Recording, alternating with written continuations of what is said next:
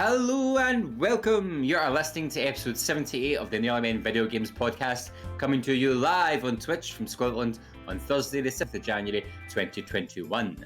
I am Gary Hogg-Simmons, and joining me today is Colin Little. Hello. And Paul Kaczynski. Hello. And together we are the Nearly Men. We have nothing to do with the video games industry. We don't make them, we don't sell them, and we're not even particularly good at them. We are the Nearly Men, and at some point you have probably kicked our asses online. Yeah, we have. Well, for the awards for the creepiest opening of the podcast, I think that goes to us there. Yeah. So I didn't see Colin's, I just heard yours and I was like, oh, that's that face. He's doing that face. Oh, so this is going to get banned. Just my face? No, I said I didn't see Colin's, but I meant Paul's face. Oh, I don't know Colin. I don't know Colin's creepy face voice enough, but as soon as I heard Paul do that voice, I was like, oh no. I wasn't even thinking about my face.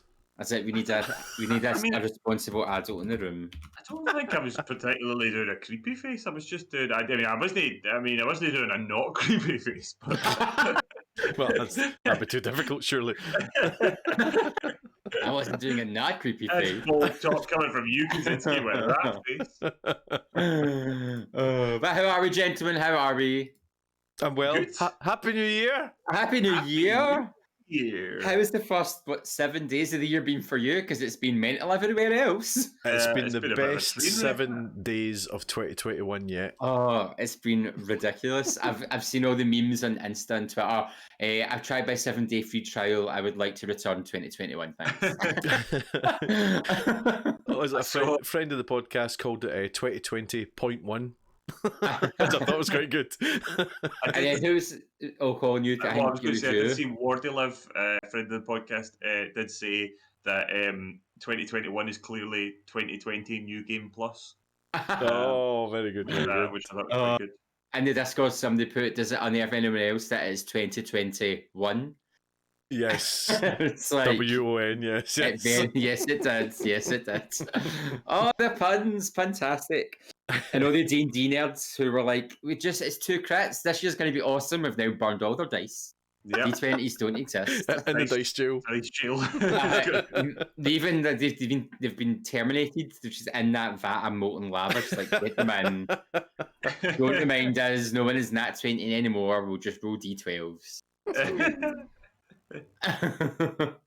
Oh dear. I mean, the world is absolute shambles at the moment. It will get better. It's going to get better. But yeah, it's a bit of a crazy start. Yeah. I feel like everything's on the precipice of turning to good, or turning to something else. I like the optimism, Gary. That's nice. I like that. Like, yeah, it's just that. Yeah, we're just gonna go that way, just a wee bit and be fine. Yeah. Like every time that asteroid comes towards the Earth and sat, people are like, "It just missed us." I'm like, "It never just missed us." It happens all the time. So just calm down, Janet. It's fine. Damn it, Janet. Damn it, Janet. With your standard grade science. She could even specialise in one of them. She had to do general science at standard grade and only get a 4. Excellent. That's very niche to the Scottish education system. Yes, love it. And hopefully we don't have any Janets in chat. If so, I did not want to offend you or listeners. But we do love it when you get in touch. So if Janet, you do have any issue with that, this is how you can get in touch with us. Ooh. Reaching the Nearly Men is easier than ever. Search for the Nearly Men Video Games Podcast on iTunes, Spotify, YouTube, or your preferred podcast player. We stream on Twitch. Follow Colin at Colin_NM. Follow Paul at Paul Kaczynski, all one word. Follow Gary at Blunderboy87. And let's get social on Facebook as The Nearly Men, Twitter and Instagram where we are at Nearly Men, or go old school and email us on info@thenearlymen.com. Need all that again? Links are on our website, thenearlymen.com. So what are you waiting for? please do get in touch. We'd love to hear from you, not just for complaints, but for other things as well, like what you've been Indeed. playing, what you're looking forward to, how else we could insult the people who listen to us. Like, we're always up for tips. Yeah. Yeah. It's been so long since we've did a podcast. I kind of forget what we're doing. I'm Yep. like, Oh, I'll go I with mean, that. what is it? What 3-4 weeks? It wasn't long. It wasn't long. We just Yeah. missed one, essentially, I think.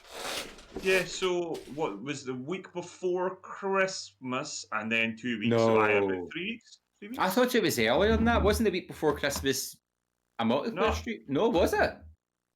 No, because Christmas Eve, it was due to be Christmas Eve, so it was 2 weeks before then, so it's longer than you think. Okay, that's longer. That's just Ah, about a month then. Right. About a month. Goodness. Got to dust off the There's cobwebs.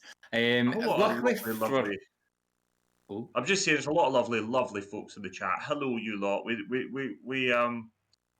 see you, but we're desperately trying to keep this on track. Thank you so Lots much of lovely for your people and Heavif. I'd just like to add. Evie did throw some serious shade at Paolo. I loved it. Yeah, It's always welcome. Colin, get that copied so we can relive it later on. Luckily for us, though, it's been kind of quiet in the gaming news front. Yeah. There's been nothing major. Just everybody looking for consoles. Everyone looking for consoles. Everyone getting refunds on PS4 and Xbox One versions of Cyberpunk. That was like the biggest things over Christmas. Yeah. However, day before yesterday maybe, Capcom have updated their video policy. Now this is good because I didn't even know they had a video policy. Good. And this comes directly from the Capcom website. The reason I learned about it is someone tweeted just a general comment on it, and I was like, "Ooh, what's this?" And then did a note and found Twitch things, and then found the link to the video policy and read through it. And I sent it to the boys. I think only Colin read it. Or we discussed it last night. So the whole thing is the Capcom have revamped their video policy as in what you can and can't do with their properties. I guess you call them that. Yeah. And they're really, in my opinion, they're really positive about it. They start with it. So I'm going to just read the first two sentences, then talk about the rest in general. But this is what they say. Capcom is grateful to have such passionate and loyal fans who want to create engaging content with game footage of our titles. We encourage your creativity and ask you to follow the guidelines below in using game footage of our titles. Please note the following guidelines only apply to intellectual property owned by Capcom. For anything related to content owned by third parties, you must check with the proper rights holders. And then they kind of go on to talk about what you can do when streaming. So they name Twitch, they name YouTube, they name your own website or other video streaming sites for where you can do run-throughs or commentary style videos, reviews, reactions, let's plays, and tutorials on how to get better at games. If you are doing step-by-step walkthroughs, the associated commentary should be tied to the live game being shown, and it should be educational or beneficial, or like it must have a point. You can't just be like playing a game and not talking, like showing free content almost. Mm-hmm. And all that kind of makes sense. If it's unofficial Capcom footage, so if it's been leaked footage, they don't want you showing that. And I think this is to counter the leaks that happened with Resident Evil 8, and they don't want Resident Evil 8 being spoiled. Right. So I think they're anticipating the possibility of leaks, and it's going to make it easier for them to strike it off the internet, which you get. I mean, you've been able to work on a project for so long, have it spoiled, and then you're like, oh, thanks, guys. Yeah. Interestingly, talk about Capcom on music, and again, I think this is, so if you think of the start of Resident Evil 2, when Leon's in his car, there's a band playing. I think they're just saying that's not music they produced. You might get a copyright strike in that because it's third-party music. And they're just raising awareness of that, keeping the audience appropriate, as in the games are for mature audiences. Don't be for like, hey kids, come watch zombies. And the one bit that people seem to be stuck on, but I don't think they've read it properly, is a bit called spoilers. And it starts any posting or other unauthorized disclosure of game content prior to a game's release is prohibited. So they're talking about leaked videos. They're talking about if Amazon deliver your game a day early, streaming it before anyone else gets a chance to play it. It doesn't, and they talk about this, it doesn't include, say you get a copy of a game with Like an advanced copy kind of thing. Yeah, if you get advanced Yeah. copy, and they say you can stream, but only after the first hour and before you get to any certain cutscene, that's fine. It's all about if it's not came from them, and if it's take the internet, like, so that's all the guidelines on live streaming. The bit that seems to be ticking most people off, and again, and Colin has some good points in this, is when they talk about using their property to gain money. So streaming on Twitch is fine because there's no paywall there. But say you were like, right, I finished part 1, you can only see part 2 if I get 5 tier 2 subs.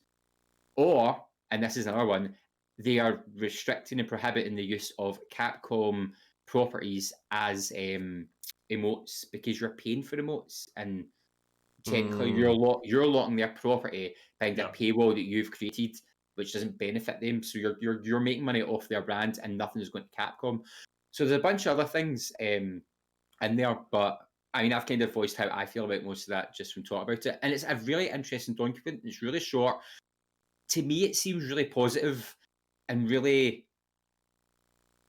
sensical. Is that a word? It just makes sense to me. I'm kind of like, I get that. That makes sense. But lots of people are kicking off, and it's I don't get it. I don't get the kick off. The issue is, right, so streamers have kind of had it all their own way for a very long time. You know, even when we started doing Twitch, folk were just playing folks' music the whole way over their streams constantly.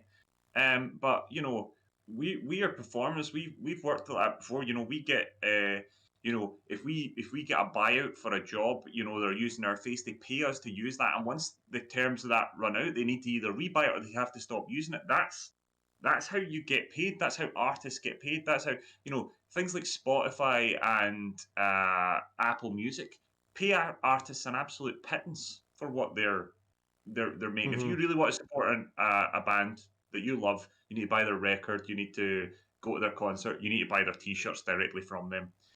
Streaming isn't actually helping artists as such. The deals are really bad. But if you're actually playing somebody's music on your Twitch stream, and that's part of the reason why DMCA, you know, it is, you know, it's fair enough. It is fair enough if the artists are getting paid for it. It's not quite the case at the moment, but hopefully Twitch can sort something.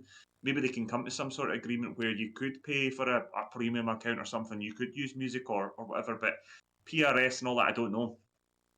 But, you know, obviously what the issue with the Capcom thing here is a couple of things.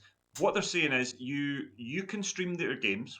They're not saying you can't stream their games. You can stream their games. You can even get subscriptions while you're doing the streams. You can get bits. You can get all that. That's fine.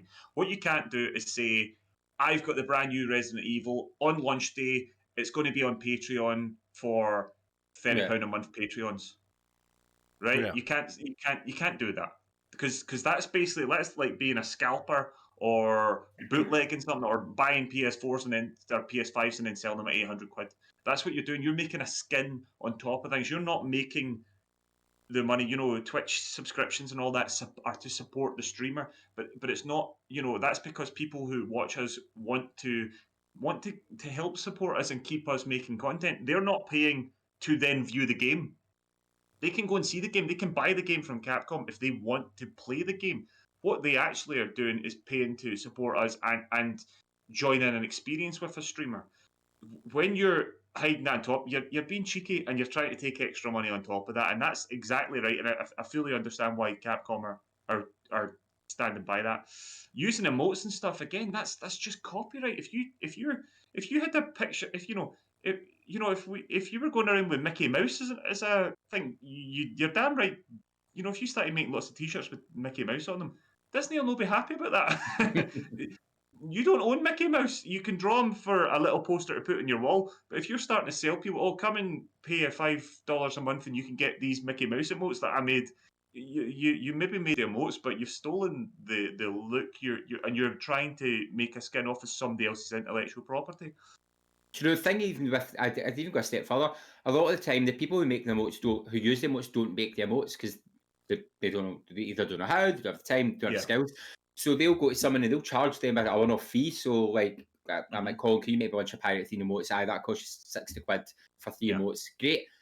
I make, say I'm a really popular streamer, I'm making so much money off the back of that. So I'm not only am I making money off someone else's intellectual property, I'm making money off the back of someone's work. I think it's a bit different to me going to Comic-Con to Artists Alley and someone's drew a really cool picture of Jill Valentine and me being like, oh, £7, there you go. Because then it just hangs on my wall and looks But pretty again, cool. I think that a sort of fan art thing's a slightly different kettle of fish. I think it's when it's widespread and it's used on, and you're actually, I think. But Capcom could come up to you and say you're not allowed. They could go to that individual artist and say you can't sell pictures of a thing, and you might well find that they would do that at time to time. Yeah. But on Twitch, it's that mass-produced thing as well. Now it's interesting because I was talking about Rare, right? So obviously on Sea of Thieves, lots of Sea of Thieves streamers have Sea of Thieves themed emotes. Now, I myself have a Captain Shambles emote now that's a pirate. It's not Sea of Thieves esque. I don't have a Sea of Thieves like font on it or anything like that, but it's pirate, and that's fair enough. That's fine. But I've seen people that have emotes that are the barrels or the gunpowder kegs from Sea of Thieves. But the issue is that Rare seem okay with that because Rare have got their own partners, and I think the majority of people that I've seen that have those are Sea of Thieves partners. So Rare seem to be absolutely fine with that, and that's fair enough, and that's cool. That's cool of Rare, but Rare would be perfectly within their right to also say you're not allowed to do that if they wanted to, because it's their property. They can do with it as they see, and Capcom are quite right to I think as to well, protect it if they want. pirates can be pulsed up Angry Titan. I think pirates can be generic in a sense, but if it's so Resident Evil, you've got specific characters, you've got Jill Valentine and Claire Redfield. A bunch of emotes are quite inappropriate to them as well. So again, it's taking that character and putting them in a situation where you can, like they've said in their guidelines, it's an inappropriate situation to put their stuff or the way they want their characters being perceived. My question I was saying is, do you think other developers will start following suit? Some of the big names who maybe are getting a bit annoyed at their stuff being used without permission or being used in a way that goes against their terms of service, I suppose. And who do we think they might be? That's a guessing game. It's inevitable that they will, as this becomes more and more of a thing. Streaming is becoming more and more of a thing.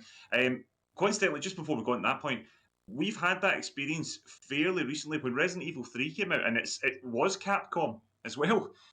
We got sent copies of Resident Evil 3 for review. We were actually lucky enough to get a copy to give away as a prize and all that sort of stuff as well. And I got to play and stream Resident Evil 3 24 hours before the game came out, much to poor Gary's horror. That's fair. I finished it before you. Yeah, well, you did that. That's because Gary did what did you do, like a 14-hour straight run of it or something? I think I did like an 8-hour first run, went to sleep, woke up and finished it later that day on stream. I did 2 streams. So I did a midnight launch. But we had that situation. I had a massive thing to read beforehand that expressly told me what I could stream, what I couldn't stream, where I could pick up the game, and where I had to make sure I finished the game before I got to. So, kind of loosely, and this is very minor spoilers, after the first kind of there's a big sort of like moment at the start of Resident Evil 3, the remake, where you sort of get attacked and all that. Once that attack happens and you're on the street after that was the point that I was allowed to start. And then there was a few bits, there was boss fights and various things that I wasn't allowed to stream. I ended up only doing about an hour or something of it because I was super aware and I didn't want to cause an issue. But that's fine. That's fine. If they want you to do that and to protect spoilers and all that sort of stuff, then that's fine. I don't think, and maybe everyday streamers who haven't had review copies and pre-release copies might be surprised at that. But that's very common. Even at our level, the amount of reviews we have, even on games that we're just doing reviews after the fact that are going out as a YouTube video or anything like that, we're expressly told often what we're allowed to show, what we're not allowed to show. That's just part of the deal. Funnily enough, the Last of Us 2 had big issues with that, and there's still people that were annoyed about that because there was a lot of stuff that Naughty Dog would not allow people to discuss in review because it was potential story spoilers about sort of the way you played certain parts or even how characters that you played or what happened here or there. You weren't allowed to discuss anything, and as a result there was a big argument about whether or not that was affecting did that inhibit somebody's ability to review the game properly because they weren't allowed to talk about huge chunks of the game? But it's just par for the course. It's just par for the course, and if you want to get the game for release or to stream or to get the game early access, then you kind of have to, if they're giving you the game, then you kind of have to play by their rules within reason as well. So I think there'll be more and more of this. Mm-hmm. What you might find, as I said, it's not that uncommon in NDAs or various things like that. It's not that uncommon, embargoes and stuff. In fact, it's very common in the journalism thing. But you might find it's just becoming more and more present with streamers now, or maybe companies are embracing streamers even more. So actually, there might have only been a select few. I don't know. I guess people like Ninja and all that from back in the day, all these big names would have probably been quite used to this because they'd have probably been in on the loop for a long time of getting games early and being told this and that. But now more and more streamers are getting it, and now Capcom are obviously being quite open with their whole community here, and it might just be people being told, this is if you want to play with the big boys, this is how the rules are. So I think it'll quite likely come more and more devs. As I said, I did talk about Rare. Rare seem to be really open about stuff. They've actually got their own little creators hub on the website and all that, and you can become, and that's where you get your path to Sea of Thieves partner and all that sort of stuff. So they seem quite open about it. But I imagine, with Apex Legends and things like that, would Fortnite potentially go down that sort of route as it goes on? Would things like Destiny, all these sort of like big open sort of like more games are doing it. Dead by Daylight has the Fog Whisperers, and so they do a lot of community stuff, and they get a lot of first-hand knowledge and things they can't tell the community as well. They can be asked questions that they're not developers, but they know some things they can talk about and some things they can't talk about. But it's interesting the fact that Capcom are saying these are our definite do's and don'ts, and it just seems like they're clarifying things and clearing up things so that if anything did happen, they can just go, no, well, it's quite clearly stated here that you can't do that. Just when you were talking, it puts me in mind of when you were talking about Rare being quite open and quite friendly about it all, and almost not caring. Fucking punter, emotes and all that jazz. But it reminds me of someone. I think it depends who you are. So people like Rare might go, well, if people are using emotes with their stuff in it, then it means their game's in people's minds. So even if someone's watching a Dead by Daylight stream and somebody puts up a Sea of Thieves emote, it might make somebody go, Sea of Thieves, I used to play that, I'll go and play that, whatever. And it puts me in mind of things like way back when with the music stuff, with Napster and all that, when there was illegally downloading music and all that, and Moby, whether you like him or not, came out and said, I love Napster. I'd love people to download my music on Napster because these people are then going to come to my concert, and that's where I make my money. So Napster's helping me grow as an artist. So I think it depends on what way you look at these certain things, and it just depends how open you are. But I think with regards to Capcom, it's just about clarifying. It's just about going, no, we're not going to do this. So if you do it, then we've quite clearly outlined you can't do that. Yeah. Interesting. Colin, you've managed to mute yourself, buddy. First night back. We're in there. That's where Paul's sitting with the master key. That's what that angry Titan was. Mute Colin. A remote mute. Minus. I have to change my hotkeys. Because I thanked Retrocora. Thank you for the raid, Retrocora. Unfortunately, we're chatting, but we did see it. Thank you, and I just put a wee thank you, and I see that Paolo's done it too. And when I pressed the @ symbol to tag somebody, it muted my mic, and I completely forgot.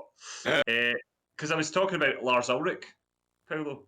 I was saying he's the drummer from Metallica. He was the big one he was the one that was leading the fight against Napster at that time. Oh, okay, right.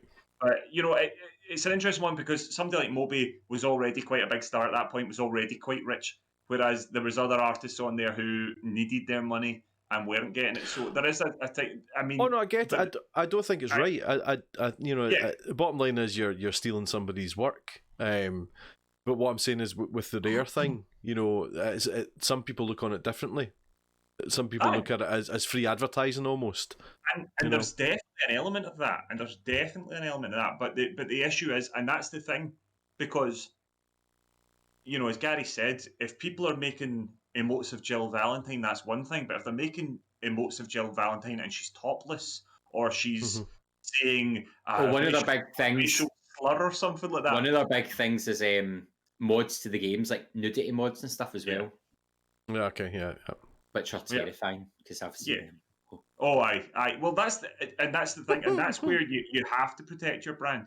But yeah, I mean, I dare say if Rare, for instance, and we're already said they're pretty cool about all this stuff, or they seem to be. If it was a gunpowder barrel or a chest from Sea of Thieves and it had something obscene written on the side, they probably wouldn't be so keen on it straight away. So. I think, at least if they put these rules out there, and I don't think when Gary first said to me about all these Capcom rules, I went, oh my God, I wonder, because he said, Capcom have released a whole lot of things, and there's a bit of a hissy fit about it in the community, and it's a bit like, oh, I wonder what they've said. But to be fair, I don't think it's that bad. Yeah, I thought it was going to be something pure mega, like you can't do it, this, that, another, like to do with games specifically streaming. Same when I saw what it actually was, I was like, oh, it just kind of makes sense to me. Yeah. Does make sense. But that's really the only big bit of news. And there's not even a cozy crumb. The cupboards are empty. They're empty. The tent is empty. The missies have got all the crumsies. There is no cheeses for these missies. No cheeses for the missies. which just moves us swiftly on to the main event. No, I forgot how I was going to do this. Good. We'll see the one that's number one. Don't read that out first. Yeah, we're doing it backwards. Yeah, I thought we were going to do it backwards. Yeah. Do you know, I nearly wrote them out backwards, and I thought, nah, they'll know. And this position. Actually, I'm going to read them in order, and that will be from back to front. Okay. So, of course, we're going to talk about nearly end game of the year. That's a pretty good list, and some good honourable mentions. I'm not going to waste time, so just going to straight into it. So, in third place, bronze for the 2020 Game of the Year Nearly Men Badge of Honour is Animal Crossing.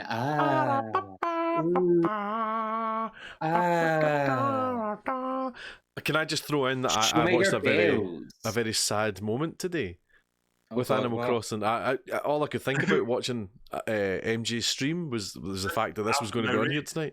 MJ deleted her island. So this is MJ Play Games. She deleted her island. She killed them all? It was a really nice thing. She said she associated it with lockdown. And she hadn't played it since August, and it it was all tied to lockdown, and she was going to start afresh, start 2021. I thought that was a really nice thing. No, do you know why? Her island was an absolute bomb site. I saw it. Aye, let's not forget, Paul, right? Okay, she might have been quite sad when she deleted her island, but I raided into her after my stream today, and she was crying at a jumper. A jumper. Yeah, I saw that. So, I think MJ was maybe a bit emotional today. I don't know. It's a bit all over the shop today. That's why I can't go back to work. I just miss all of this. See. Animal Crossing number 3 though, boys. I know. So it was in my list somewhere. I don't remember what my order was. Do you want to know? I can remember. Shortly. I totally forgot about a game that I actually loved, but it's because I've played so many games this year, I don't remember what happened. I really liked it because I think it came out at a time. Actually, Nintendo brought it forward for release because everyone was crying out for it because it was a game that was bringing people together because it was right at the start of COVID. And NG Play Games says it. It must remind her of lockdown. For me, I think it's a kind of a positive thing that came out of lockdown. And we also had the most beautiful, harmonious moment where the Doom Eternal community and the Animal Crossing community merged and made Doom Crossing Eternal. And it was the most bizarre, glorious, loveliest moment of my life. And I was like, I don't know what's happening here, but I'm all for it. Entirely. Did you miss it? Because it was pitched as like, oh, these two opposites coming at the same time, who's going to win? And instead, the community's just bonded, and it was like the Doomslayer and Animal Crossing worlds doing like super kawaii heart faces and stuff, and then pictures of the wee assistant in Animal Crossing like shooting all the demons. It's like there was the most glorious crossover, and it was bizarre. And I think that for me has been one of the games of the year. It was a game of the year because of what it did for the world of gaming and the world beyond gaming. To me, I think a game of the year, I'm not throwing shade at anyone, but I think a game of the year should go beyond its internal audience and it should do something for a larger scope. And I like, Yeah, possibly. I mean, I think this year in particular has been quite interesting. So I never played Animal Crossing at all, but I said to the guys, I was like, I'm more than happy for Animal Crossing to be in the top 3 because it was an event. I was on the outside watching it, but I think it was the perfect time for that game to come out as well. And it was always going to be a big game. People were looking forward to it, but actually, I think in a lot of ways, it seemed to make those first few weeks of lockdown a wee bit easier for people. Yeah. I mean, think of the turnip exchange chat we had in the Discord. Oh my god. Drug runs. Paul Kaczynski became a turnip smuggling mafiosa. I originally got this game for my daughter, who was 6 at the time, and I'd kind of hummed and hawed about it because there's a lot of reading in it, and I thought, well, is she going to be able to play it? And when I got it, I decided it was just going to be a bit too advanced for where she is at the moment because of all the reading, and but I got absolutely hooked in it, and it was my first one that I'd ever played, Animal Crossing, and I love the ruthless capitalism lesson that was in it, dressed up as this wee kiddie game, and it really got its hooks in me, and it's, you know, for someone who is on the OCD spectrum, it's so satisfying to play. Because it is all squares and it's all just about building things and putting things in certain positions. Because it's one of these games that you don't want to think about too much because it's completely pointless. Do you know what I mean? Yeah. There's games that you get stuff out of, but if you start thinking about Animal Crossing far too much, there is no point to it other than cozy comfort. And maybe if you start thinking just about most video games too much, that's the thing. That's the thing. Sea of Thieves is another one. Sea of Thieves is a big one.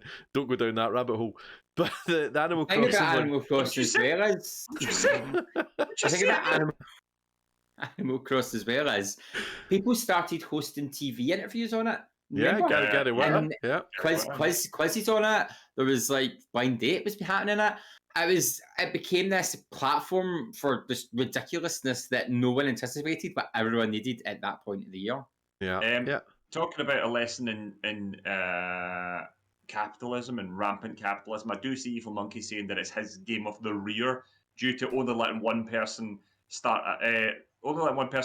one island per console. Yeah. And then he says, if you get I shouldn't have to own 3 Switches to let my kids and I all have our own island. And do you know that's I second that, yeah. And that is why it's not game of the year. it's number 3. It's third place. I mean, that is pretty. That's not great, and you wouldn't have thought. I mean, I kind of understand that, you know, it's all linked to your Switch and all that sort of stuff, but Nintendo are a family company, and that does seem like an oversight. Although part of me wonders, were they actually just doing it to bring your family together to work harmoniously in the same island, rather than being selfish and having an island each? Beautiful, I think they were probably doing it to sell Switches. Well, that as well, but if you're thinking like the land of the game, eco-friendly. Eco-friendly. Using all the electricity to play your fake island. But yeah, so that was third place. That's third place. Are we going to talk about our own third places were just now, or would you say do that at the end in honourable? I would do all these and then come back to us. Cool. Second place. Where's my list? Second place. That's not the list. Oh, that's second place now. So the silver award for Nearly Game of the Year 2020 was the wonderful, so wonderful. I forgot all about it. Ghost of Tsushima. Woo! Yes. Ghost of Tsushima is a brilliant game. It is such a good game. It is everything that game should be. It does not fault that genre, that tone. It is just absolutely beautiful.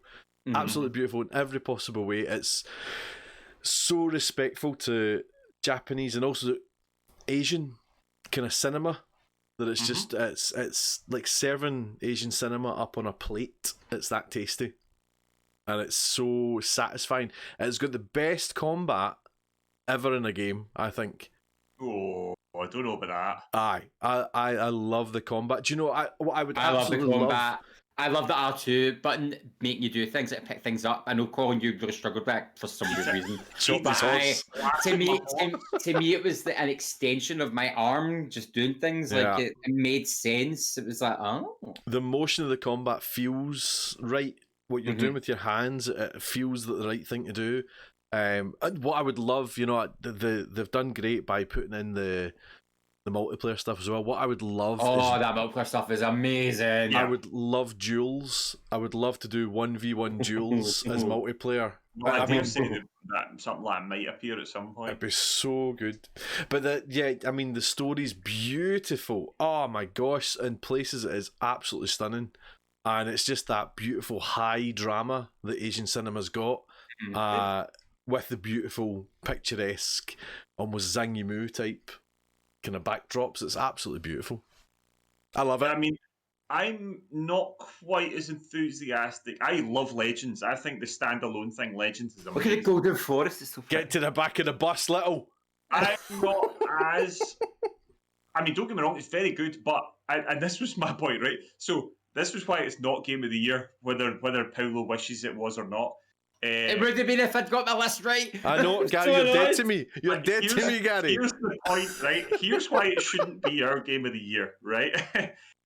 I've never finished it, right? I'm at towards the end of Act 1. I am liking it, but for whatever reason, it's just not the game. I'm just not desperately picking up every 5 seconds. It's just not got its hooks into me properly. There are moments where I play it and I'm like, oh, this is really good, but I don't go back to it the next day and play more of it. The only reason I played it is because of Colin. I don't know why. I don't know why it's just not quite hooked me. But I'm also thinking that actually by the end of Act 1, it might properly hook me. It might properly hook me, but then I'm like, oh, well, that's not great. It should hook you the first couple of minutes and have you the whole way. Paolo also, until recently... I got through that shuriken, I was hooked. Paolo also... Well, you haven't completed it, Paolo. You've finally started making some progress in it, but you did play it for ages. And Gary, you forgot about it. So, you know... I had just returned to work. I was tired. And my handwritten list is awful. I was like, I don't even know what that game says. There is no denying that it's a very well-made game. I love the pattern of the petting the foxes and all that sort of stuff. I love the world. Do you know what it is to me? It's what Red Dead 2 wishes it was. Well, see, but I don't think so. That's a tough one. The world isn't as alive as Red Dead is. Oh no, I think the world's more alive. I find the world dead in Red Dead, but I think it's what you look for in the world. I love finding bodies at a shrine, and I'm like, oh my god, they were murdered when trying to pray their god. Whereas Red Dead, I fell asleep riding the horse in Red Dead multiple times. No, I'm with Colin on this one. That I think the Red Dead world's alive. I was going about Red Dead, how I always feel that there's a squirrel somewhere on the other side of the world eating its nuts, and how that I can accept that, and that feels like... I never got that. Ghost of Tsushima for that doesn't feel like that with me. But I love the world, don't get me wrong, the world is great, but I don't feel it's alive without me. The world in Ghost of Tsushima is like a beautifully painted like Ming vase or something. It looks gorgeous. It really does look gorgeous, and there is moments of life in it, but it's almost like a canvas that you paint the game on. Whereas the world in Red Dead feels like a living, breathing world. It feels like you're present in it. That's why that open world seems incredibly much more vibrant. There's some amazing moments in Ghost of Tsushima, and it's clearly a very good game. And I jumped on it the other day. I'd installed it in PS5, and I'm going to have a quick look at it in PS5, and it's playing at a beautifully smooth 60 frames a second. I was like, oh, I can't wait. Was it good in PS5? I can't wait to play this on PS5 because it's gorgeous and it's so smooth. It's really nice. I think you'll love it in PS5. You still stabbing your horse? Yeah, I did die because I just want to press triangle. I want to press triangle to go on the horse. Shank. Slice Get to the it. glue factory. But yeah, but listen, it is a very good game, and I think there's every possibility that I'm going to get properly hooked in it. But if anything, it's going to be 2021 that it's going to hook me rather than 2020, because for whatever reason, it just never properly. But at the same time, at no point I go, oh, that's rubbish. And I had at no point, Cyberpunk's left a real bad taste in my mouth at the moment. So much so that I've literally just put it aside, and I'm not even going to get to that game until they finally fixed it.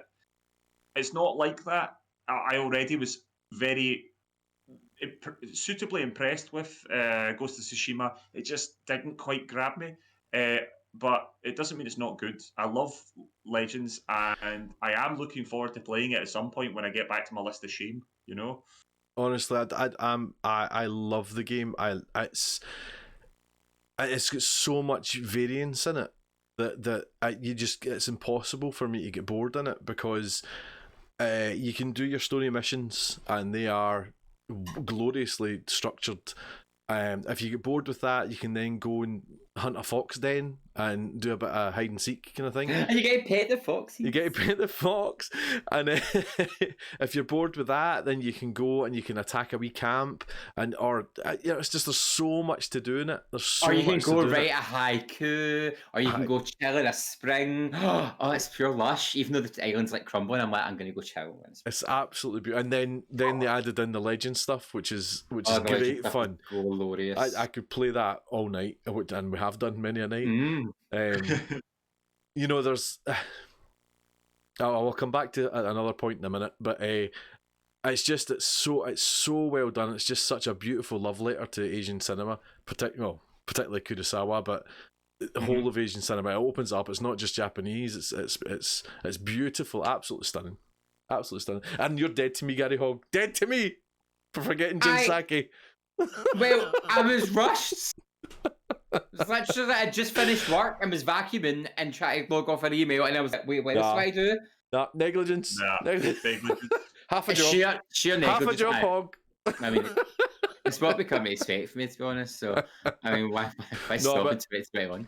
But Colin makes a good point. If it's not in your mind, then shouldn't be there. I just think. So, see, to be honest, so I think I said to you as well, Colin, it's like my list would have been vastly different, but this year after last year, I took out any remake or upscale or because my top three would have been totally different. I've got an alternate top three list, and it's like they're all, well, actually, not all of them are like remade games, and I was like, I don't want to do that because last year I did that Resident Evil 2, and someone did bring up the idea of, is that really fair? And I was like, maybe not, because it's tugging in nostalgia, even though Resident Evil 2 is a phenomenal game. So I kept things out this year. So I want to add as well that when we did this, Colin was pretty swift because we each chose 3 titles basically and kind of pointed them, and that's how we got the result. Colin was pretty swift with his. I was pretty clear cut with mine. Gary, because you play such a wide, varied range of type of game, you found this quite difficult as well. Whereas Colin and I are a wee bit more kind of not samey, but we're definitely of a certain taste. Whereas you are explosive. I play everything. Yeah. So I've really at my Switch the past month and a half again, and my PS4. I've been PC gaming. I was kind of like, I actually had to use Wikipedia to see which games were actually released this year. I was like, was that this year? And I said to Colin, like, some of the games, I was like, oh my God, that was this year? I thought that was last year. Yeah. I mean, to be fair, I did that too, just in case I'd missed anything. I better have a quick look. I did that and I still missed things. I have too much money. Then it was. We're not saying the guy's more colourful, we're just saying he has more money. and I'm more flippant of, I'm like, oh, new game, buy old game, and I'm like, my Colin talks about his backlog of shame. My backlog of shame now spans for like 4 generations. I'm like, but a very deserving silver place for Ghost of Tsushima. Absolutely, and it's a very, very good game. And I can't I can't wait to I can't wait to play more of it. It just yeah. I don't know why. It just I just sort of I remember playing the first few hours of it and thinking it was literally going to just take over my life, and then it never really did, and I don't know why. But that might be more about me than about the game. I actually think it's the R2 button that's done it in. I possibly. As soon as you say Ghost of Tsushima, going goes that R2 button. It's like it's essentially Witcher controls, right? And the Witcher controls are some of the worst things about the Witcher games. Do you know what's really weird? See if you were to say to me just now, Gary, what are the controls for games? I don't know, but see if you just put the control pad in my hand in the game, I do it flawlessly. Gary becomes the game. It's just the muscle memory. Whereas if you were to say to me, "Oh, what's the button that does that?" I'm like, I don't know. I think it's because I use so many different control pads. There's no point learning the names of buttons. It's very mindful as well, Gary. You're just there. I'm just in the moment. Yeah. Unagi. We're just calling stabbing horses. Aye. I was just them. Yeah. So you know. So moving on to first place. And before I say it, I will say I understand why it's first place, and it's deserving of first place mechanically, but we'll leave it at that. The men's gold place, number one slot, game of the year 2020 is The Last of Us 2. Dun dun dun dun. Remember, no spoilers, boys, because Queen of the North is in the chat. I'm going to headline this. I'm going to headline this with we have done a spoiler cast of this. Yes. So if you look back in the episodes, not that far at all. It's 4 months or something ago. Have a wee peek. There's a spoiler cast. It's about 2 hours long, and it's one of our best episodes, I think, because of the discussions we have on it, and if you've played the game, it's really worth listening to because I'll be curious to see how you think about these things. So it's a really good episode, so jump back and listen to that. Yeah, no, don't you worry. There'll be no spoilers. There are spoilers in our spoiler cast. We will keep this spoiler free as possible. I have also spoken at length about this game not that long ago. Yeah. Because it was also my game of the generation. Oh, that thing. So yeah, I'll kind of going over old ground. I just think that this game in particular was the biggest release of it. Had been coming a long time. It had more hype than anybody, than any game, near enough any game ever. It had a lot to live up to. Gary. I can't see his face. He's giving you some shade there. Well, there we go. And I just think it is an incredible achievement. I think it's incredible for not only as Gary says, it's an incredible technical achievement. Yeah. Technical achievement. It is astonishing. I also think it's an incredibly impressive achievement on the story side of things, because specifically the way the story is, the way the story goes, the fact that it's not necessarily it's not what anybody expected, I don't think, at all. And I'm very conscious of spoilers here. I think it was brave. I think it was the sign of a company that had earned the right to tell whatever story they wanted to tell, to make the game that they wanted to make. And I'm delighted that they did. And I actually think that both yourself, Gary, and Paolo would actually be even more impressed with the game if you were. And I know that possibly you don't want to do that, Gary, in particular. I think if you were to play through it again, you would probably be more into it than you are presently. I think it's astonishing. I was able to play a whole chunk of it and then watch Gary stream it. So I kind of noticed it twice. I kind of got to see it twice in various sections. So I've already feel like I've kind of played through it twice. I just think it's an astonishing piece of work, and I think it's complex and it's challenging. I think it changes pace. There's a point where the genre almost entirely changes, and it becomes its own little standalone sort of like moment. Yeah, I just thought I just really was very impressed with it. It lived up to the hype for me, and it also kicked me in the guts, and it didn't give me everything that I wanted to. But that's life. That is life. You don't get, you don't always get what you want, and I don't think that. I think art should be like that. I like stuff that's difficult. I like stuff that makes things tough for you sometimes. If you want a popcorn flick, then you can get that. You can see that, and there are games that will cater to that. But if you're looking for something a little bit different, a little more challenging, then you should be able to get that as well. And the fact that they took their big, it would be so easy for them just to retread the first one and just do the same thing with new guns and bigger set pieces and explosions and you have a jeep that flies or something like that. The sort of stuff that you usually get in sequels. They didn't do that. They didn't do that, and I thought it was great. I genuinely thought it was great. It was one of the few games that myself and Sherry Bobbins, we literally, she watched every single bit of it. She sat down and I played it, and she watched it. I thought it was great, and I see Evil Monkey's not agreeing, and I'm sure there are people that aren't necessarily agreeing, but my chat broke, by the way, so I can't see anything. No, it's okay. I don't know if Twitch is having a meltdown. I'm like, oh no. We are still live, don't worry.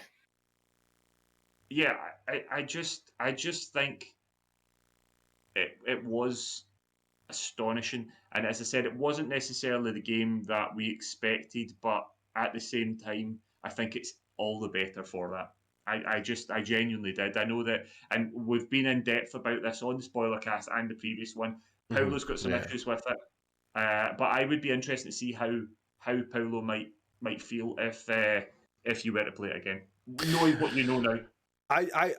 I'm not convinced I will play it again. I'm not saying I wouldn't, but I'm not convinced I will. I think it's worthy of the top spot. I really do. I think it is a brilliant game. It is a brilliant game. I voiced my concerns on the spoiler cast because it is very spoilery. I just as a whole, I would. It got to the stage where I just wanted to feel the story. It was an experience, and I just wanted to experience the story rather than come across another set of baddies and I have to get through these baddies before I get to the next bit of the story. It was becoming a wee bit of a chore for me later in the game, and it kind of slightly longer than it should be. I think it is. Yeah. Everything is these days, mind you. Yeah. But it got to the stage where I didn't want it to be a game anymore. Just wanted to watch it. I just wanted it to, it was nice being part of it and all that, but it was just the game part of it wasn't as fun as it's unfair because it's still good. It is still good. It just got a wee bit. It was as if the gameplay got in the way of the bigger picture for me. But as I say. Yeah. Totally deserved. The game is a masterpiece. There's no denying it. The game is a masterpiece. It's a technical marvel. Whatever you think of the story's brilliant. It's very well crafted. It's very well performed. The game itself, the mechanics are fun. They're okay. And it's particularly if you really like them, you're just going to enjoy it all the way. But it's just Naughty Dog being brilliant, basically. It's Naughty Dog at the top of their game, and to me that's going to get Game of the Year for people. I think. Sorry, I know Blood Boy will want to come in on this in a minute. I see MJ in the chat talking about this, and actually the least favourite bit of the first game was the gameplay, and that's the thing. I think we kind of forget that actually. The actual gameplay, the actual playing of the game, particularly in the first one, was actually probably its weakest part. All that moving dumpsters and shepherding Ellie about on bloody pallets in the water and all that. Yeah. That was the weakest part of that first game because the story elevated it, because the story was so good and the performances were so good and all that sort of stuff. It became enshrined in all this, and there is no way. I mean, Paolo, you cannot deny the gameplay is better in the second one than it is in the first one. I would give you that, yeah. Much more you can do. Don't get me wrong, it's still got this sort of kill boxy feel at points. There are points where you feel like But there are elements where you can sneak through. You couldn't really do that in the first one. No, that's that. Yeah. There are ways you can tackle things slightly different. The sort of AI, the way the game reacts to the world. And don't get me wrong, it still does bizarre things sometimes because it is still a video game. It is still ones and zeros, and occasionally they'll spot you. How the hell did they spot me or whatever? But the majority of the time they are reacting. It feels dynamic. It feels realistic. But inherently, it is still a third-person action game where you're wandering around, you're crafting gear, and you're shooting, and you're going to the next bit. But the story is astonishing. What I would say is, I do think it was ever so slightly too long. But I also can't help but feel that actually, if it had been considerably shorter, people would have been bitching about how short it was. We waited so many years, and that was it. It was like 14 hours. Which obviously is definitely not 14 hours. It's considerably longer than that. But it did towards the end. I kind of feel there is an issue with pacing towards the end of the game, and there are moments where it slows it down when you kind of wish it didn't. But there are also moments where it slows it down, and you're glad that it does. But it is a little uneven. But I still think it's astonishing. I loved it. Thunderboy. Speak, I'll my keep boy. this short and sweet, don't worry. Yeah. So, full disclosure, it never even made my top 5, and I said it was probably just in my top 10. Mm-hmm. And I said I've seen it at Cora, like maybe 8th or 9th would have got for me, because a few things it does well for Game of the Year mechanically. The gameplay, it's got some really nice gameplay moments. The gameplay mechanics introduced. They take what they had in the first game, they get rid of the crap stuff, and they make stuff better. I found myself enjoying the combat a lot more and enjoying the level design more. It wasn't quite as obvious. Oh, look, a bunch of hip high walls. We're about to do a big fight now. It felt a lot more organic, a lot more natural. The AI, astonishing, the interaction with the AI. I thought that was really cool. Beautiful looking, graphically stunning. There are for me, there's a bunch of plot points and a bunch of moments which were great, which were horrifying, which were upsetting, which were funny, which were tender, and that was great. And then and don't jump in. The one thing that gets you whenever you critique the Last of Us Part 2, anyone who loves it, is they go, but you kind of get what you wanted. I'm like, but I didn't want anything for it. I didn't want a Last of Us Part 2. And when I went in, I didn't know what I wanted, but what I got in the end, I know based in the first game, I didn't want. So I never went in wanting something, but for characters' storylines, I was like, for me, I feel like at points, character processing just went out the window, and I was like, oh, they're just doing what they want now because they think it's going to shock people.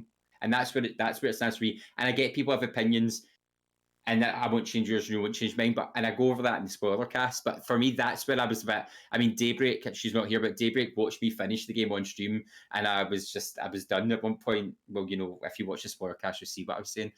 And I think I was more disappointed in the way they took things based on what we knew. I felt it was a bit cheap to people. I try to say without spoiling it, and I don't need to say it. Yeah, it's difficult. But It's very difficult. For me, I was just a bit like, that's what you're giving me? Really? And some people loved that. Yes, and some people found it hard, and I did on the podcast, hard disagree. And some people found it really edgy, and some people found it really cool. Some people found it really, for some people it made sense. For me, it never, and that's why I'm with France. And that's about. Is it a game I'd go back to? No. Did it get people talking? Yes. Another thing that a Game of the Year should do. So that's where I'm like, it did lots of things well for Game of the Year. For me personally, I don't want to touch it again, but I'd go back and play the first one. And that is fair enough.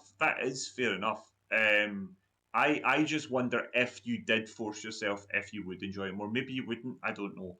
But I think I'd get to the exact same plot points and have an even bigger rager because I'd forgot what's going to happen, and then as soon as that thing where you're rewatching something and you get the hint and you go, this bit, and then you get really angry at it, and you spend the next 15 minutes pure sitting going, and then it would happen when another bit happened. Sherry Bodman's. I would, and I'd just get, Gary's broke down. Am I awake? You're still here. Still here. Oh no, I think it's Twitch is having the K90. But yeah, so that's that. we'll finish talking about that just in case Twitch decides to shut down. I think Twitch has shut down. I don't think there's much more we can say about it without getting spoilers. We're on a very fine line, obviously, with this game, but a deserving first place. I think it does for different reasons. Honourable mentions, and these are obviously made up from our second and third places personally. Yeah. We had, I think you can probably guess who they are actually. So we had Demon's Souls, Stranded Deep, Hyrule Warriors, Hades, and Microsoft Flight Sim. On a Flight Sim! So that's the sort of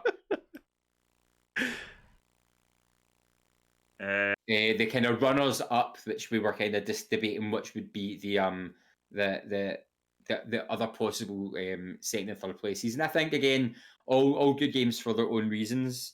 Yeah. I mean, there's been a lot of good games this year. The Flight Sim for me, it was very obviously me. It's just it was a wee bit like Animal Crossing. It was just a beautiful escapism, and a world where we're kind of locked down, and it kind of opened up the whole world. And it's just the sheer freedom of it. I think is just great, and it's just. I've said it before, and I'll always refer to it as this. It should be the most boring game on the planet, but it just isn't. It's fascinating. It's fascinating.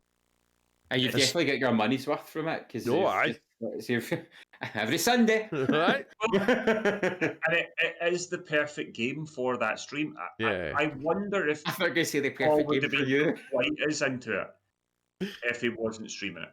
I think it works so well as a stream game that as a result, it's just perfect. And honestly, I mean, I can't believe I wouldn't be watching it if it wasn't for. I wouldn't be interested in it at all. I don't think. Or if I would, it'd be jumping on for like a wee second and going, and then that'll do. But do you play it off stream, Paul? Yeah, he does. Yeah, don't you? Why can't you send us the videos? Oh God. That beautiful sunrise on Nebraska, man. Colin, great shout. Put on Bruce Springsteen. It's beautiful. Right, beautiful. I said to get some Bruce Springsteen on. He did. His day was instantly improved. I'm sitting going, what are they talking about? Oh my God. Bruce Springsteen. What? That was a joke. Another one as well, though. Stranded Deep. There's a lot of love in Stranded Deep for the chat. Brought us all together. Yes. Great wee find by Colin Little. I mean, it's janky and it's not perfect. And, we're talking about things like Ghost of Tsushima and of course, Animal Crossing. And we're talking about The Last of Us. These are big AAA games that have a lot of money and sort of like dev power behind. Stranded Deep's the complete opposite, and it's janky and it's not perfect and it doesn't work all the time and had various issues, but actually just at the heart of it, it was just I just got obsessed with playing it. I just loved it, and I kind of recommended it to loads of people who then went out and bought it, and not a single person really came back to me and said that wasn't worth the money. Mainly because it's not a very expensive game, but almost everybody was also just like, that was just worth it. And the amount of hours I've got out of playing that game, it was good. It was good. I was quite impressed with it. I haven't played a lot of it recently, but I did jump back in for a little while and was getting those feels, so I might be heading back again at some point soon. I was saying a total flip from last year. My top 3 was so different. So I had 2 Nintendo games and an indie game in my top 3. Which was kind of unexpected. But when I was thinking about what I've enjoyed playing and what's really captured me, Hyrule Warriors, and it's the second one, Age of Calamity, which is, I take everything from the first game. So it's Dynasty Warriors meets Zelda. So you're controlling big armies in the battlefield and doing objectives and stuff in the Zelda universe, but it's actually the backstory to Breath of the Wild. So it's the 100-year war. So you get to see the downfall of Hyrule, and it just does it. I just got it in a whim because I enjoyed the first game so much, and then was like, "This is really fun. It's fun seeing the backstory. It's fun getting to know the characters, and I think it would make me appreciate playing Breath of the Wild a bit more, because Breath of the Wild's quite open worldy and it's a wee bit wishy-washy and getting the story out there. And then Hades is outstanding. It's a beautiful to look at game. It's my first ever roguelite. roguelike, I think it is. It's my first ever roguelike game that I've actually played properly. Usually I die a few times and I'm like, done, and I've been it. Whereas I think, see, because it's the ancient Greece storyline, it's got the gods, it's got the demons, it's very witty, it's very appealing to the male gaze, well, the gay male gaze, and the male gaze, actually. Like, whoever designed the characters were catering for every audience, and it's like, it's so beautifully styled, the gameplay flows so nicely, and I've actually got really far, then died, went back, and it's like, and here we go again, yes! But it's usually I cannot do that. So I'd say if you see it and you're into that type of game and you like a challenge, which I know Colin does. I sure do. Your kind of frustration. But I sure do. And the beautiful thing, they play in the fact that when you dial back to the start, because your character rises from the rebirth pit. Yeah. And everyone makes fun of him for it, and they're like, it's part of the story. Every time you go to a boss, they're like, why are you back? I beat you up before. Why are you back? And eventually, once you beat, but it's not happened to me yet. But I think, like, eventually with some bosses, after you beat them enough times, you get to the room, like, just go by me. Like, they make that mechanic part of the storyline, which is lovely. So it's a very, very good game. It's stylishly kit. The music's stunning, and it's exciting to play. It's good. Nice. Some of the viewers and listeners get in touch. Dancing Toaster, they say, I've got to go with Last of Us Part 2 as the tentpole summer blockbuster of gaming. Nat Pacino 100% agrees with Dancing Toaster. Queen of the North, the only games that I played that came out last year were Ghost of Tsushima and Last of Us Part 2. Only just started Last of Us Part 2 around Christmas, and I'm genuinely in love with it. It's brilliant storytelling and smooth gameplay, makes for a great experience.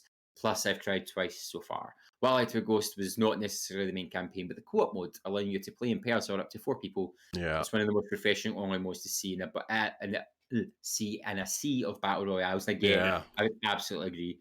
Yeah, it's really good. Yeah, it's really good, but it feels standalone. It feels like it does. It doesn't feel back on. They could make that a whole different game and series, and it would work.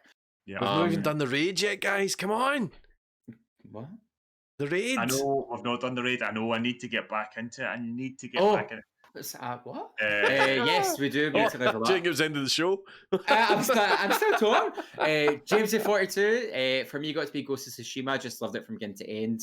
And Viva La Hazy's top 5s were Ori and the Will of the Wisps, Animal Crossing New Horizon, Hades, Carrion, which was outstanding, I guess, I'd agree there, and Tokyo Mirage Sessions, #FE Encore. That's a lot of words I don't understand. So, Viva La Hazy's done a very in-depth Twitch thread where he's basically, like 50 tweets long, where he basically goes through all the games he played last year, and then finally does this. Okay. It's really worth checking out, and he goes into really depth with a lot of them and explains why those games are in his list and where other ones aren't. It's definitely worth checking out. It's Viva La Hazy.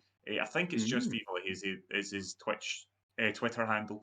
But it's definitely worth checking out. Nice. But yeah, so that was everyone's games of the year. How exciting. We've got another year to go till we do it to this bad boy again. I know. Can't wait to fall out with you all again next year. Yes! I'm gonna love it. Moving on, if you've ran out of games, if you managed to play them all and finish them, we've got some freebies, so you might be interested in picking some of these up. My.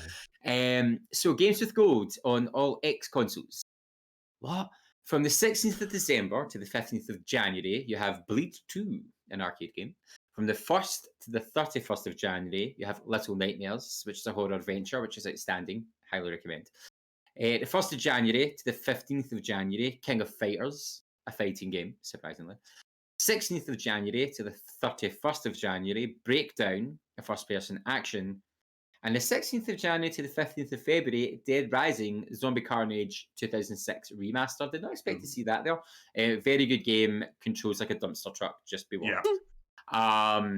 PlayStation Plus. For the month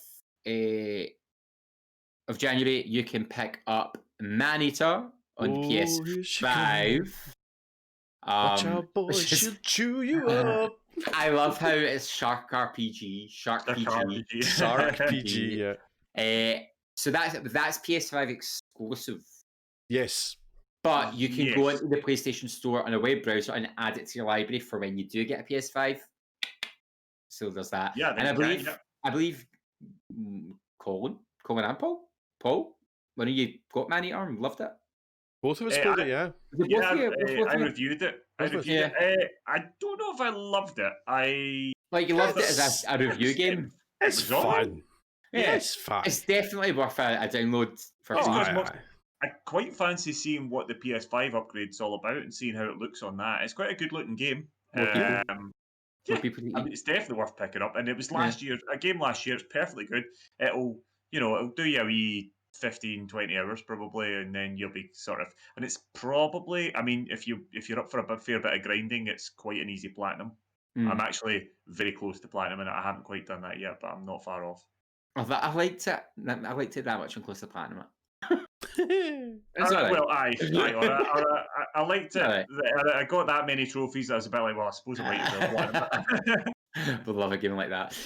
We also have Greedfall, which is an RPG for PS4, and Shadow of the Tomb Raider action adventure on PS4.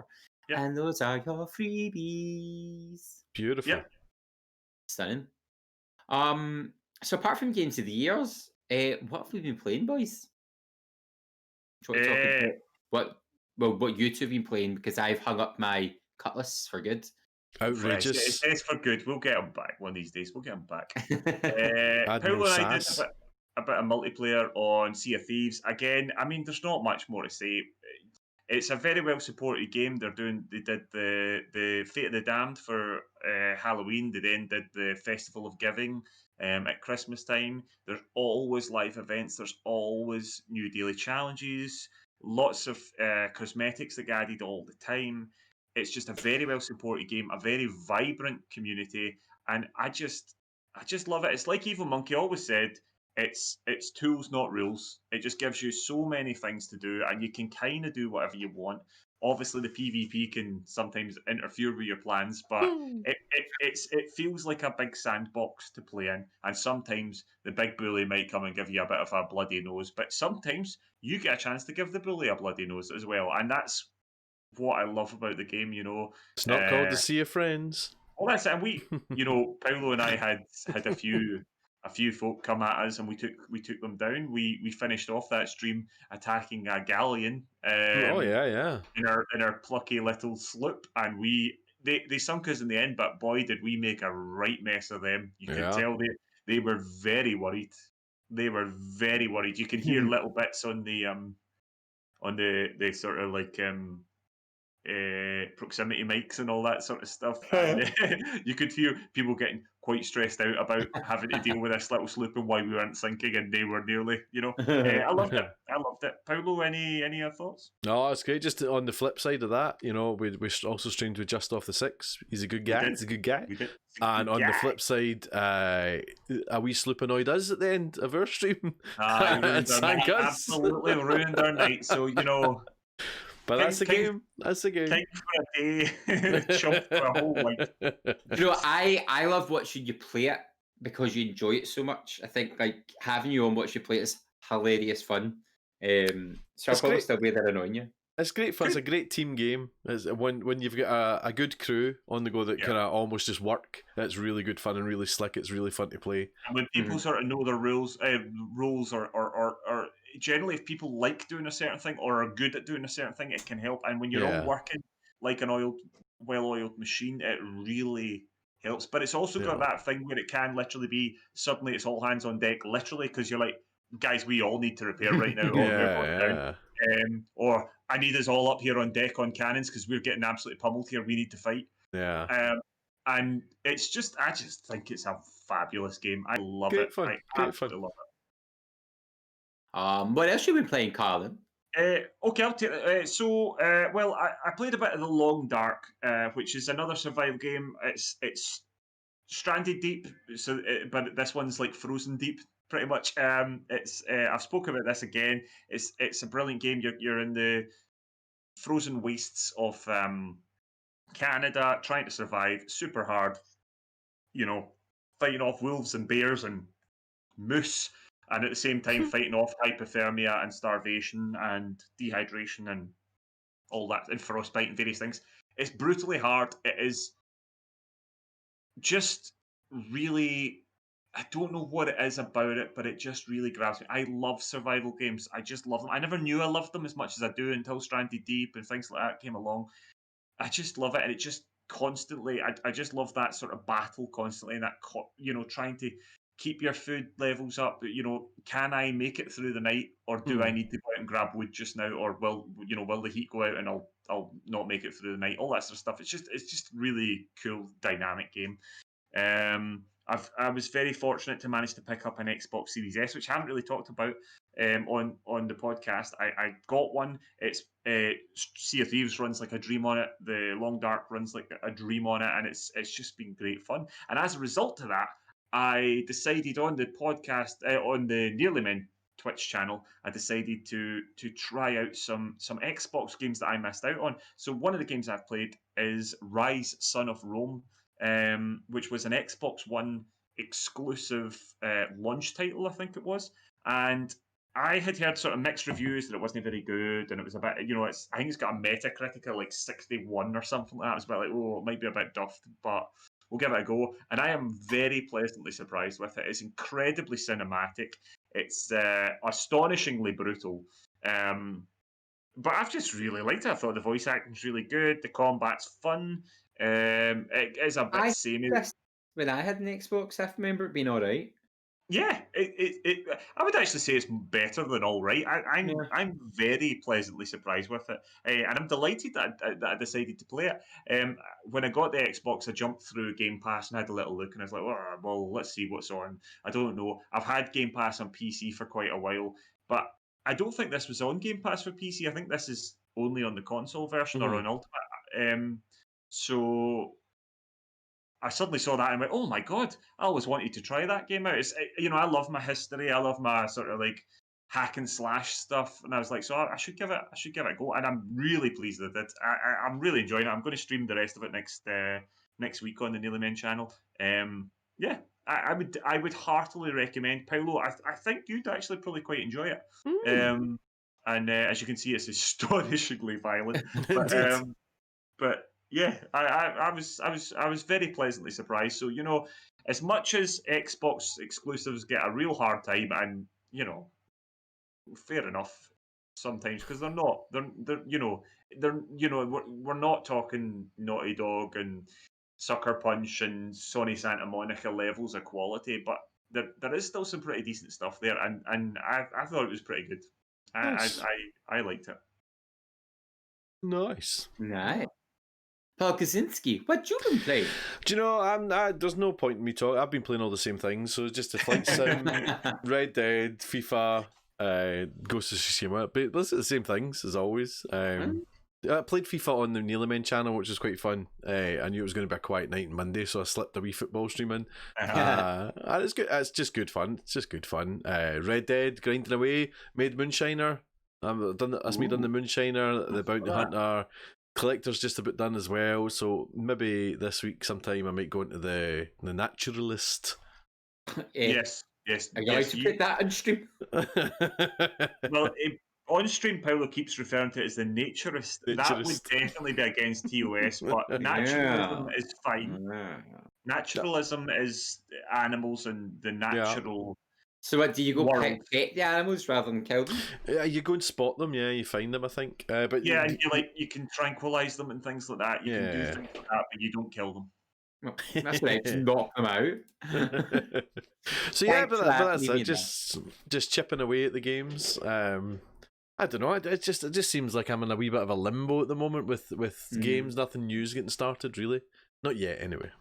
I'm a bit the same. So I've kind of been treading water with stuff I've played before, but kind of different. So I'm still doing Dead by Daylight, still going away at that, still having loads of fun. Generators. Getting me my generators, slapping, How many generators do you think he's done now? Not enough. I've still got bloody challenges to get done. See. But we just finished the riff last week. The mid-chapter update should be next week. That might have a clown rework. And then that means in a couple of weeks, the player test build should be going live for the new cover soon. So, again, it's a weird one because it's well supported, but sometimes the community doesn't like the way it's supported because they don't get what they want. gamers are right. But I mean, they did that, like, everyone's like, there's no Christmas event. Then they did a like advent calendar thing where every day you were getting free blood points, free cosmetics, free shards. Like, I was like, what do you want from them? What do you want from them? So no, I'm still really enjoying it. Getting more people to play it. So Diet Punk's proper into it. MG Play Games, they're proper into it. So we get a good, like, so you call it Swift Survive with Friends, and you always see how Swifts are overpowered because it's unfair because they've got communications. Oh my gosh, we make it look impossible. So I'm just like, any killer who gets us must be like, are they a Swift? And we're like, where's that? But no, having lots of fun. I find that a game to relax to, oddly enough. Even though I'm getting chased by a murderer or I'm chasing people to murder them, I find it quite easy to sit and chill and just have fun with it. Whereas when I first started, I was getting tilted. It just goes to show you how much a sociopath Gary is. Quite like Dead by Daylight, but it's in no way relaxing, is it, Paolo? It's in no way relaxing. No. I'm kind of like, woo, let's go. I just absolute sweats every time. All the boys just sitting there like that. I'm like, nah. I need to lie down after I've played a couple hours of Dead by Daylight. I'm like, that's enough for the month. When I get back out my groove as a killer, I'm like, hello, slap. I'm like, it's so fun. Went back to Stardew Valley, which ate my life for like a week. I've managed to wean myself off it a bit. That's MJ Play Games' fault. Get back into Stardew Valley. Yeah. Growing my veg, milking my cows, living my farm life. Nice. It's just, it's weird. It's like chill but anxiety. In fact, I get more anxious when Stardew Valley than I do Dead by Daylight. I'm like, I see corn in Stardew Valley. I'm like, oh no, and Dead by Daylight, I see the corn. I'm like, yes, the corn. Hyrule Warriors I spoke about, just been enjoying that, getting through that. But what I did jump back into, and I think I've spent 20 hours in it in 2 days before I went back to work, is Persona 5 Royal. How many times have you played that game? Well, so I played the original when it came out like 3 years ago, and I just played it once because it's a big game. Yeah. And then they released Royal, which has a new character, new plot lines, new storylines, lots of extra stuff to it. I'm like 35 hours in, and I'm only in July, and the game goes on to like next May or something like that. It's the one set in school, isn't it? Yeah, it's all about, there's the social interaction stuff, but you know, I'm loving it. All the new extra wee bits, which I'm noticing because I've played the base game. I'm like, oh, this is new. Oh, that's new. And it's surprising me every time I play it. They've added so much that it feels fresh playing it. And even though I'm going over old things with it, the story's so well written. It's beautiful to look at. The music's great. The music, all the Persona soundtracks had just been added to Spotify. So there's a bop. There you go. So I mean, it's just, if you're a Persona fan and you've not picked up Royal, it's half price just now in PS Store, $24.99. And I'd say to get it if you're a fan of RPGs or like Final Fantasies and stuff like that, and you're looking for something to fill the void until the next one comes out. Get it. If you're looking for something a bit different, get it. It's great, and like the whole it's get the it's all based in the Arcana, so it's all tarot cards that are your social links. And then all the personas are based in gods, deities, and demons for lots of religions. So, like, it's just really interesting seeing this amalgamation of all these cultures come together. And then they all have stories and they all tell you things. And it's a wonderful game. So good. So good. Yeah. So I'll be wishing my life away to that again. Good stuff. Some viewers have been in contact. I can't believe I'm going to say this. Meesh balls. It says, hope you're all well. Working tight, we'll catch up later. I've been dabbling and going to work and being an adult with the occasional bit of Cold War zombies in the evenings. Nice. It's a good balance. And then JZ42 has been playing Red Dead Online, which is fun, though my bounty hunter skills are a bit ropey. Hey. I have Cyberpunk. I have Cyberpunk, but it's just sitting there just now waiting for the next update before I venture forth with that. Yeah, I mean, we're all in that boat. Aye. Well, I've been playing it in PC, so I've missed fine. the big glitches. It's fine. Although the funniest thing is, people have realised the children in it are just miniature versions of the grown-ups, and it looks really weird now when I play it. I'm like, oh no. It does really feel like there's been some serious corners cut. It's also the way that see if you look away. People spotted this as well. The like NPCs like despawn if you're not looking at them and things like that as well. There's all sorts of glitches. The cars also like disappear as well. So yeah, every time I leave my apartment, a car falls through the sky and blows up, makes everybody scream. I'm like, they seem to have cut so many corners in the game. It's really strange. It's really strange. I don't know. but you know, the story's what's been great. going on. The story's Yeah. really interesting. I've got to the point where I'm like, oh, And I'm kind of living for the glitches now. I'm like, what's this glitch? Give me this glitch. Well, yeah, but I mean, But no, I if don't they know. stop the game running, like I get the glitch and find it hilarious because the gameplay's fine. I imagine in consoles, it's like really. I have to say, I think Paul is the same. We've only played a little tiny bit of it on PS5, but it's the PS4 version, and we actually haven't had major issues, have we? No, but I've only played like 2-3 hours of it or something. I've done a little bit more. I think I'm about 6-7 hours, but I'm at 15. I'm just kind of on edge. I'm just constantly thinking there's going to be a game-breaking bug just around the corner, and it's not an enjoyable way to play the game. I think it's -5 though. I say people just play it, and if you get a glitch, laugh and reload. Laugh and reload. Well, no, I don't know. It is pretty broken. It's also the fact that it just doesn't look very good. And on PS5, I kind of was expecting the game to look. I mean, it looks pretty poor. And you look at some of the games that were out on PS4 and Xbox One towards the end of that generation, and for some reason, Cyberpunk looks nothing like that. It's really there's really weird resolutions that are really poor. The pop-ins bizarre at points. I've not seen anything game breaking, but there's enough in it at the moment that I've seen. It's just made me think I'm going to wait until the next gen update or till they fix this game so I can at least enjoy it. Because at the moment, all I'm thinking about, all I'm aware of is glitches, and it's getting in the way of what I think will be an enjoyable game to play eventually. It will be worth it. I can tell there's really some really nice moments. I'm liking the characters. What I've seen of the story, I'm liking all the brain dance stuff. There's a really cool mission in a hotel room, which is very sort of like Minority Report. And I was like, oh my goodness, this feels really good. And actually, because it was a very much contained in that room, it was all running like a dream. And it's like, this is what this game could be. I think I'm going to wait. And I think that once I do wait, it'll be great. But unfortunately, I think CD Projekt Red are going to take a massive hit reputation-wise for this because it's been a disaster. My main worry is how far away is the next gen update now? Yeah, that's my main worry, because they have got to fix it for people that have bought it for PS4 and understand that. Store now? Yeah. So they've got to get that sorted, and I just feel that the next gen's going to be bumped a wee bit. I'm curious to know how far away that is. Unless they just completely disregarded the current gen, and actually the next gen one's actually further on than so you never know. Maybe actually just it might not be, because actually they've been paying more attention to that, because they definitely took their eye off the ball with the base gen hardware for whatever reason. And I can't help but feel that they really should have made a difficult decision, and they would have got a lot of heat for it. But if there was a point where they became aware that this game was not running properly on those consoles, and at that point they probably should have made a difficult decision and either pushed it back or just cancelled those gens. Cancelled it, and just said it's going to be a PC only game, and next year it's coming to next gen consoles. It's not coming to PS4. And they would have got so much heat, and deservedly so, because they've been marketing it for PS4 for so long, and people would have been gutted.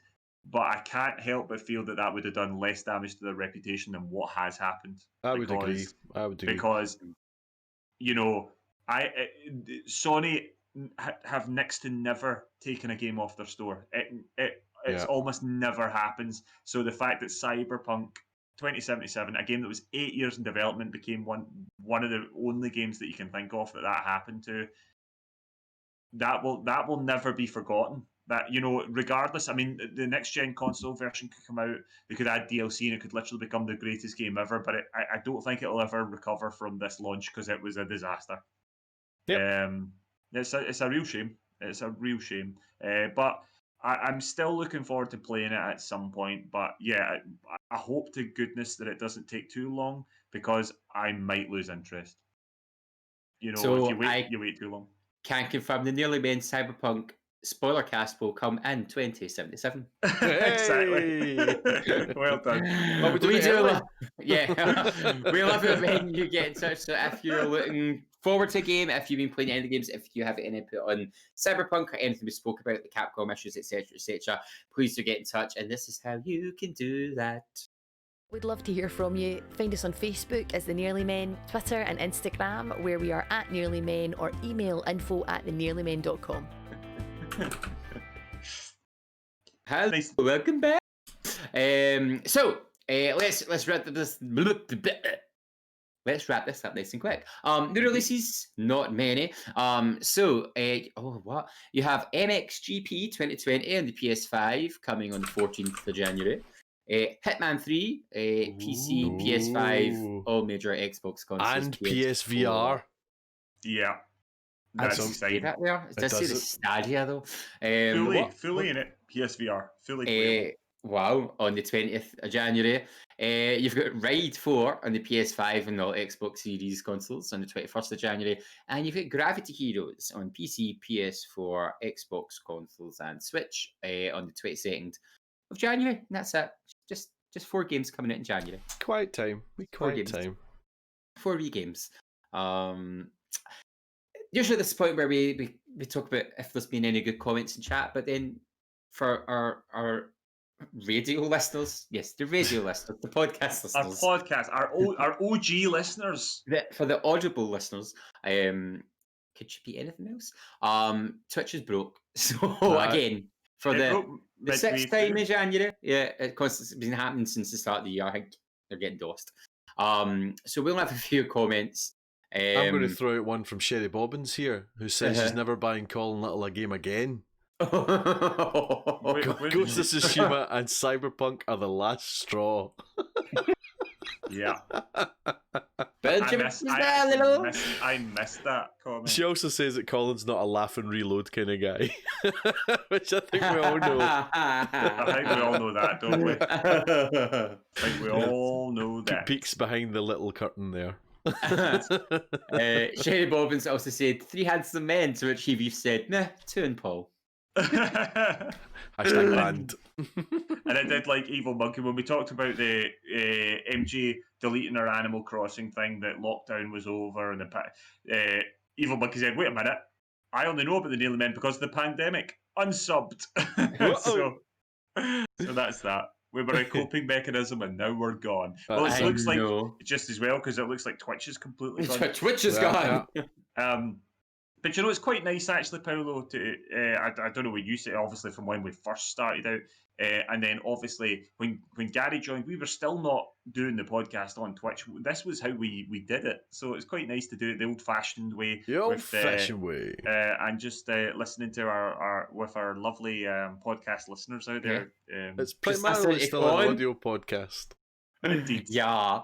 Indeed. Upcoming streams, I am on the Nearly Men channel tomorrow night. I think I'm just going to have a chill night and kill people. Yay! So basically a wee night of Dead by Daylight. If yours are Dead by Daylight, happy slapping folk, maybe getting murdered myself. If anyone's around, we can kill your friends. Just a chill Friday evening. Lovely. That's great. Monday the 11th of January, Paolo. Do you know what you're doing? I'm probably going to start something new, I think. It's the start. Possibly. We'll see what's going to happen, and I'll see what I can do.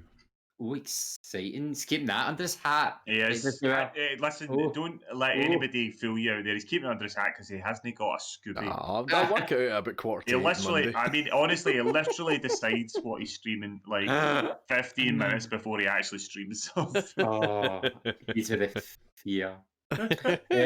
Wednesday the 13th of January, Colin, do you know what you're streaming yet? Yeah, I'm going to continue on Rise. Rome. We just got to Scotland. We've just got to Scotland. And they're talking about all these fearsome people behind the wall, beyond the wall, that are brutal and horned and all that sort of stuff. So, yeah, I'm looking forward to that. And then next Thursday, of course, as our multiplayer night, TBC boys, TBC. Ghost of Tsushima! That might be an option. That might be an option. Yeah. Who knows? Who knows? But yeah, so first episode of 2021 done in the bag. Signed, sealed, delivered. It's yours. Wonderful chatting again, gents. It's lovely to see your faces. Pleasure. Hear your dulcet tones. Indeed. It's lovely to know people are listening again, and please do get in touch. Please send us lots of stuff. So it's not just our opinions. We love to hear your opinions and your views. Paul, any last words? Oh no, just goodbye and thanks for listening. Colin? Oh no, just goodbye and thanks for listening. Oh, I just can't. A year of this. I gotta just stay safe and watch the joypads. And we'll see you next time, folks. Goodbye. Bye.